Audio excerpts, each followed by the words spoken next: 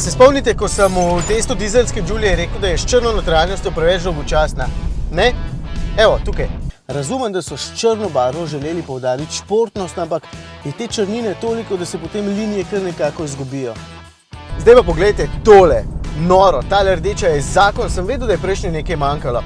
Takšno vzemite, se kar malo umazano počutim, ampak v dobrem smislu.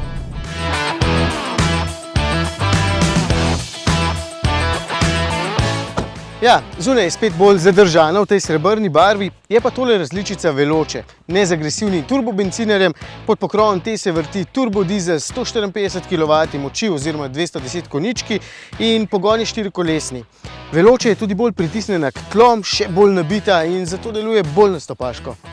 Od 180 konjskih samodejnim menjalnikom je dražja za 6500 €, nekaj na račun štirikolesnega pogona in nekaj na račun bolj bogate opreme, pa tudi zato, ker je tole Veloce, pač bolj posebna Giulia. Le eno stopničko nižje od tiste brutalne deteljice je.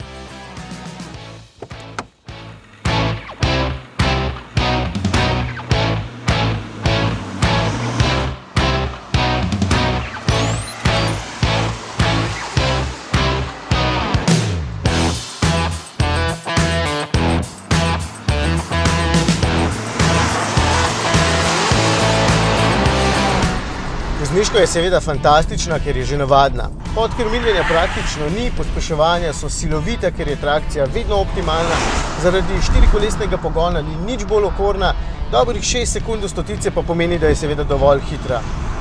Tudi takšen 8-stopenjski samodejni menjalnik je res dober, ker je hiter, lahko pa pohvalim še ti dve ročici, ker sta dovolj veliki, da ju v roki vedno najdeta. V tejle se celo zadnja klop udre, zato je edina stvar, ki me moti, zvok motorja.